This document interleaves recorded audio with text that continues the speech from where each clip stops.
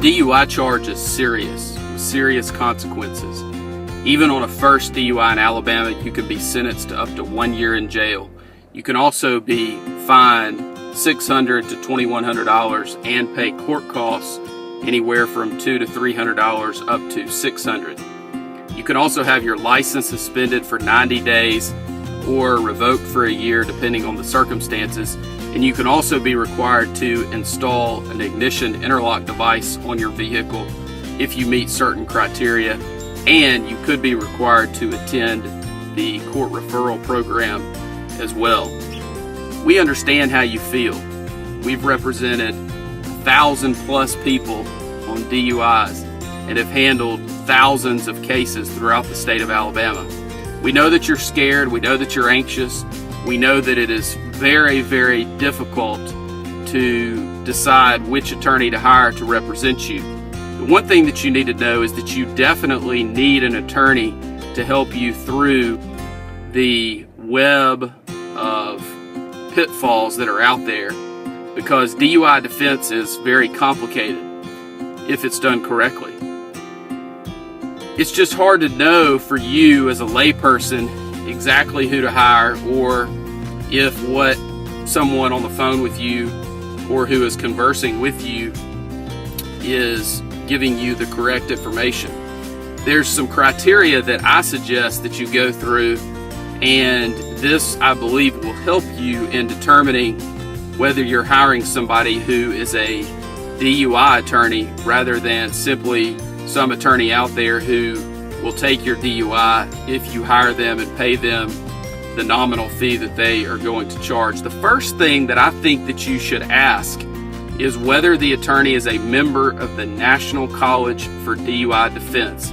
This is a very solid organization that has been around for many years and is focused on the education, training, and is information based for attorneys to learn about and practice and network and connect with other attorneys who primarily handle drunk driving cases. It's very important, if you are seeking out the best representation and if you are seeking out the best result on your DUI, that the attorney that you hire is a member of the National College for DUI Defense.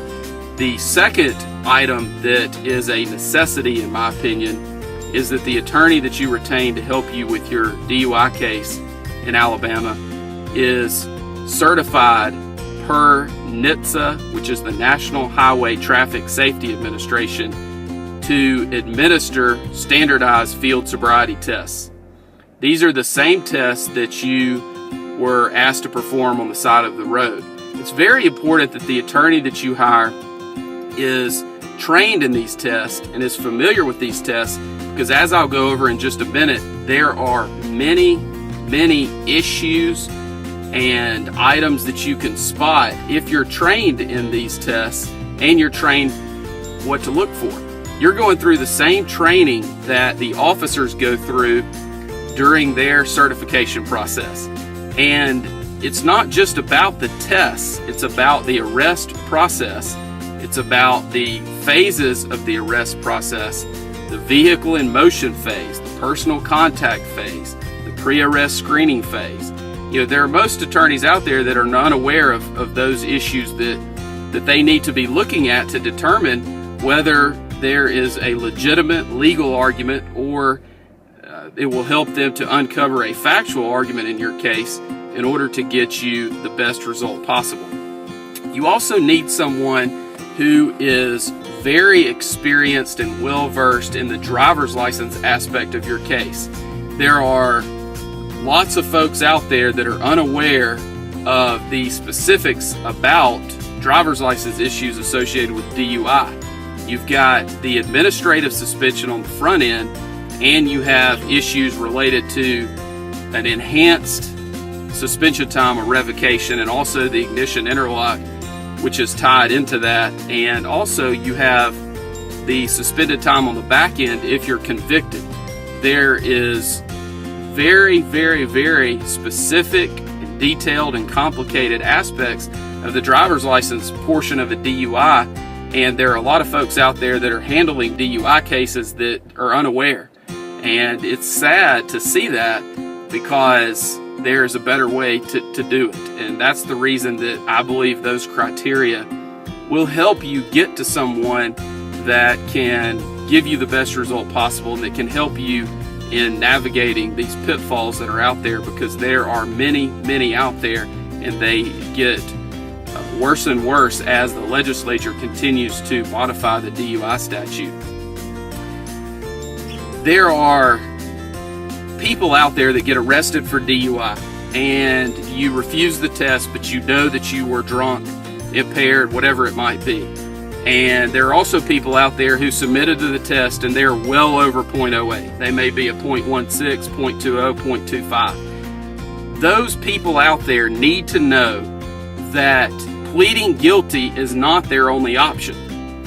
They need to know that there are lawyers out there, such as myself, and there are other good DUI defense attorneys in the state of Alabama that know how to litigate these cases, know what to bring up, and know how to handle these in a way that is going to get you the best result possible. And it's very, very important that you hook up with and work with someone that understands the ins and outs of DUI defense, because even though you may feel like your case is hopeless, there is a way to suppress some of this information, to suppress some of these tests, to keep information out of evidence, or to negotiate and work something out so that charges may be dismissed or reduced for a non-DUI disposition. Because our goal in every single DUI case that we handle is to either have the DUI dismissed or to have it reduced and settle the case for a non-DUI disposition. If those two things are not possible, the next step for us is trial. And if the client decides that the client would like to proceed to trial, then we encourage that, because if a client simply pleads guilty, the client is going to suffer the ramifications and the repercussions associated with a DUI conviction. So we always encourage our clients to proceed to trial on their cases, because we know what the result is going to be if they simply plead guilty, and we would like to avoid that if we can. And it's the client's decision ultimately, but we always encourage clients, and we encourage them to look at all aspects of the information that we present when they're trying to make the decision about trying their case or accepting an offer that is on the table.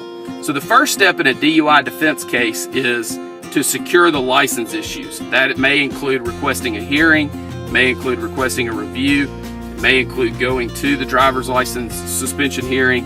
It may include filing a lawsuit against the Alabama Department of Public Safety. But no matter what stage you're in, whenever you choose to retain us, we evaluate it and go through a very sophisticated process and procedure that we have put together to handle these cases in order to give our clients the best chance of success on their cases. The next thing is for us to gather information from you and about you. We have a very extensive questionnaire that we will either go over with you or send to you, or you can pick it up from us, and that gives us lots of information about you and helps us to humanize you with the prosecutor and the other parties that we will be dealing with on your case. We'll also give you a plan of action. A lot of people get worried because they feel like they're not doing anything to help their case. And we'll give you a plan of action and things that you can focus on. And we'll counsel you not to worry about your case or worry about the outcome, but let's focus on the process. Let's focus on what you can do today to help you as a person, but also to help you with your case. And that's one of the things that we feel like separates us from other folks that are out there, because we will give you a plan of action and go over with you the things that we feel like you should do to help us help you. And it gives folks a lot of comfort in doing those things, and those things always help and they never hurt, and we feel like it's important for you to take the action steps that that we give you. The next step that we go through is we'll file documents with the court, and we get to choose what documents those are. We'll file a notice of appearance, usually a motion to continue, and we may also file other documents at that time as well. Depending on where we are, we will then decide at what point in time we need to file discovery motions, and we look at those based on a court-by-court basis and also a case-by-case basis, depending on what the issues are and depending on whether that may help our case at that point or might hurt the case. And of course, we don't want to do anything that could be detrimental to your case at that time. At that point, we begin prepping for the initial appearance, and that includes putting everything in an order that is accessible and collecting documents and other items that you have completed. And then we begin, of course, moving towards that first court date, whenever that might be, whether it's on the initial court date or usually the case would be continued at some point. After that, we begin the evaluation process of your case. We look at every single aspect of DUI defense in order to give you the best result possible. We look at any defense that might be available that is out there.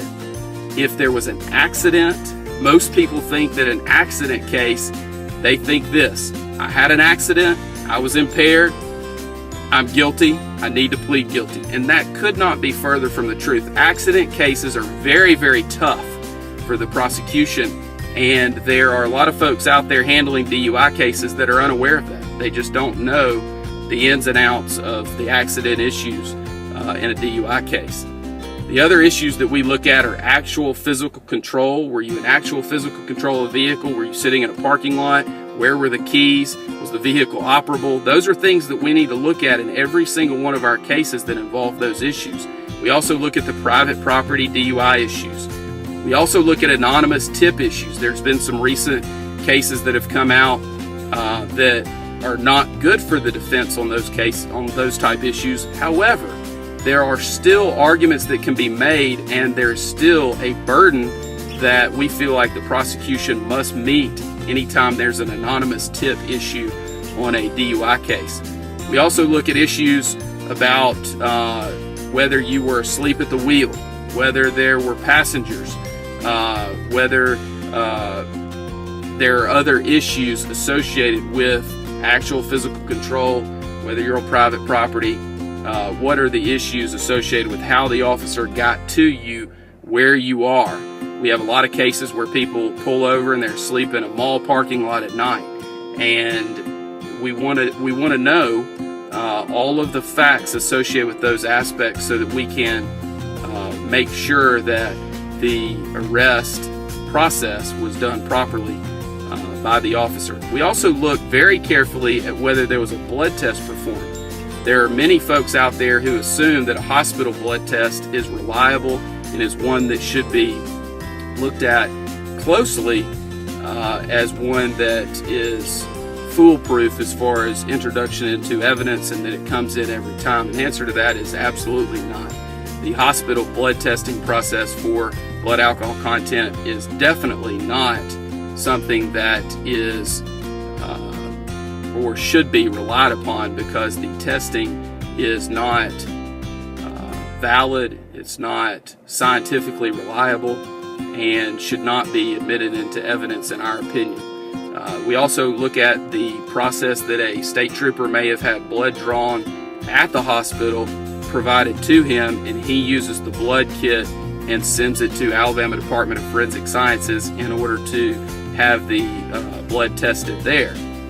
Those tests are much more accurate, we feel like, but there are still many processes and procedures such as chain of evidence and other items that must be followed very closely in order for that to come into evidence and be reliable. We also look at any issues that are associated with your case related to the Draeger breath test and any issues that come up there, whether it's the 20-minute deprivation period, whether you may have had mouth alcohol, whether you burped or belched during the 20 minutes prior to the test. There are implied consent issues where you provided proper implied consent warnings associated with the suspension of your license if you choose to refuse the test. And all those are issues collectively that we look at when determining whether a breath test that you submitted to and that ultimately provided a result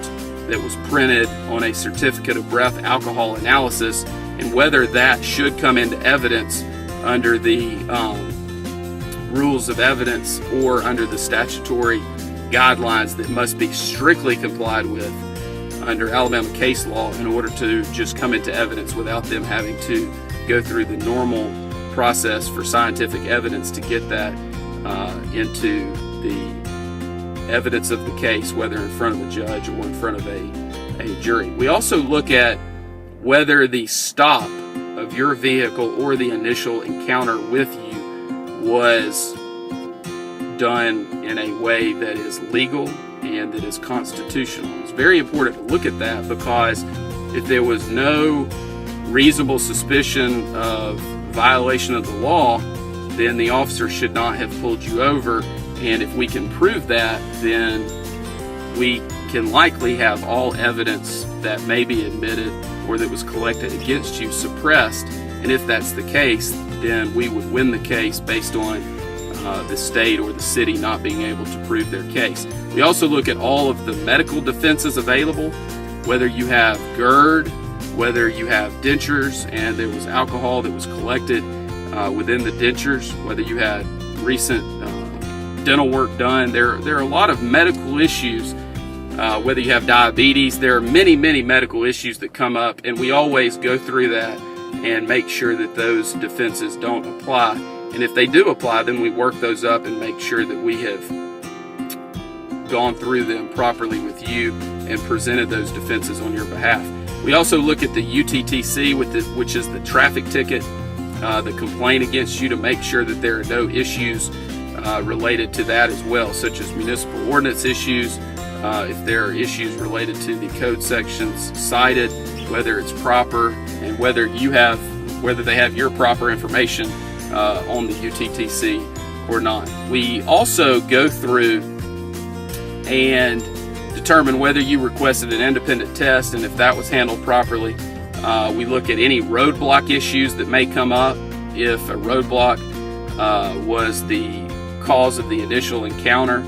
And we also look at whether you have any prior DUI offenses and whether we can exclude those, and whether the city or the state has the necessary evidence related to those priors to be able to use those through the negotiation process or through the trial and sentencing process if it gets to that point. The next thing that we look at, and a very important aspect of the case, is the Standardized Field Sobriety Test. And I am certified as an instructor in field sobriety testing and also as the administrator of the test. And going through that process and reviewing, hopefully a videotape, definitely the trooper or the city officer's notes related to the field sobriety testing, the process that they have to go through in order to come to a decision to arrest you for DUI is one that has to be followed closely, because otherwise they are simply going through the motions and not doing it properly and arresting you not based on sound evidence or based on logical conclusions from their observations, but just running through the motions so that they can get to an arrest at the end. We want to make sure that that is not happening and that things are not being done that are in violation of your rights and in a way that is not standardized. We want to make sure they gave you the proper instructions, make sure that they look for the proper clues, make sure that they scored the test correctly. It's very important that those items are looked at closely, because otherwise you're giving up some of the aspects of your case that could be litigated and ultimately tried if needed. The other options that we look at after we've gone through the full analysis and talked to the client about every aspect related to their DUIs, we determine if there are any triable issues in the case and how likely it is that we would succeed on those issues. And then we go through the process with the client so that the client gets to decide with our guidance how to proceed in the case, whether to settle the case for a non-DUI disposition, if that is an option, or whether to proceed to trial, if that is what the client chooses, or to accept whatever offer is out there, and that is usually against our advice depending on what the tribal issues are that come up. And in any DUI case, if you have the knowledge and the experience to go through and review every aspect of the case and every defense that might be available, there are always issues that can be brought up related to a DUI case because they are so complicated and they require so many steps in going through the process. So it's very important that the case is looked at with eyes that have the experience and the knowledge to get you the best result possible. It's very important. We've handled 1,000 plus DUI cases. We've resolved 5,000 or more charges throughout the state of Alabama, and we can help you with your case. All you have to do is let us know and call our office, and we will be glad to talk to you and discuss your case with you at no charge, because we believe that you have a right to speak to any lawyer that you choose without having to pay an initial consultation fee in order to do so.